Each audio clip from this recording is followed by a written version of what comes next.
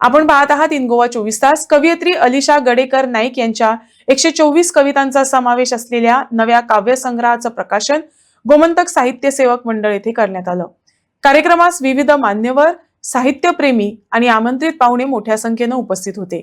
काव्यप्रेमींसाठी हा सोहळा साहित्यिक पर्वणी ठरला। आईच्या गर्भात या पुस्तकाचे प्रकाशन सोहळा आज 1 मार्च 2026 रोजी गोमंतक साहित्य सेवक मंडळ पणजी येथे संपन्न होत आहे। या कार्यक्रमाला लाभलेले आहेत प्रमुख अतिथी श्री अनिल सामंत, सन्माननीय अतिथी सौ पौर्णिमा राजेंद्र केरकर, या कार्यक्रमाचे अध्यक्ष श्री रमेश वंसकर आणि या पुस्तकाचे भाष्य श्री राजमोहन शेट्ये इत्यादी आणि इतर मान्यवरांची उपस्थिती लाभलेली आहे। ही सगळीच्या सगळी जी आहे ती शब्दांच्या सामर्थ्यामुळेच रचली गेली आणि किंबहुना हेच आपल्या संस्कृतीचं प्रतीक आहे। आज मोठमोठे महाग्रंथ आपण वाचतो त्यामुळे आपल्याला समजते की आपला समृद्ध इतिहास आणि आपली समृद्ध परंपरा कशा प्रकारची होती। निश्चितच यापुढे सुद्धा हे नवोदित लेखक, हे नवोदित कवी, कवयित्री आपल्याला अशाच प्रकारे आपली ही परंपरा जपताना, ती सांभाळताना आणि चिरंतन लेखन प्रवास करताना निश्चितच दिसते।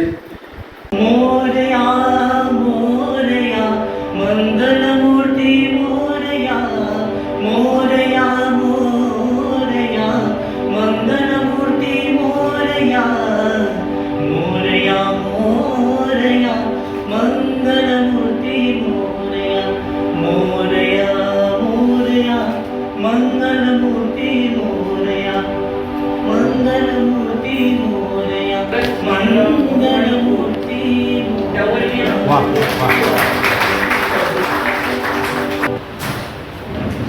अलिशा साईश नाईक, माहेरची अलिशा अशोक गडेकर, जिचं माहेर धारगळ पेडणे गोवा येथे आहे आणि सासर दाबोळी वाशको गोवा येथे। या सुवर्ण क्षणांचं सर्वजणच आम्ही साक्षी आहोत। औपचारिकरित्या आईच्या गर्भात या 124 कविता असलेल्या आणि जवळजवळ सगळ्या विषयांचं चिंतन याच्यामध्ये केलेल्या अलिशा नाईक गडेकर, किंबहुना अलिशा गडेकर नाईक हिच्या कविता संग्रहाचं येथे प्रकाशन होत आहे। पुन्हा एकदा तिच्यासाठी जोरदार टाळ्या वाजवूया। सर्वप्रथम सरस्वती मातेला वंदन करून आणि मंडळी तुम्हा सर्वांचा मान राखून आदरणीय व्यासपीठ, माझे गुरु आदरणीय श्री अनिल सामंत सर, लोकसाहित्यिका व शिक्षिका पूर्णिमा केरकर टीचर, राजमोहन सर, आमचे केशवश्रुती हायस्कूलचे chairman Pandurang Kurdavkar sir, Ramesh Vaskar sir, Nivrutti sir आणि इथे उपस्थित सर्व मान्यवर आणि रसिक प्रेक्षक, खरं तर आजचा हा माझा पहिला पुस्तक प्रकाशन सोहळा आहे, ज्याचं नाव मी दिलं आहे आईच्या गर्भात। सुरुवातीला ज्यावेळी मी कविता लिहायचे त्यावेळी आईला मी सांगितलं होतं की मम्मा, मी तुझ्या नावानेच माझ्या पहिल्या कवितेला, पहिल्या पुस्तकाला मी नाव दिली आई बोलूनच।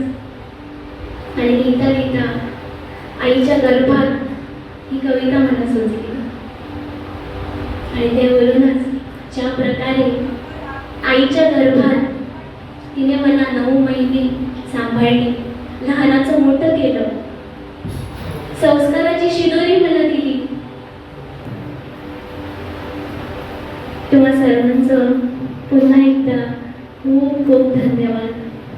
आणि शेवटी ज्या दिवसाची मी आतुरतेने वाट पाहत होती तो दिवस आला। आणि इथे उपस्थित सर्वांची मी आभारी आहे. धन्यवाद.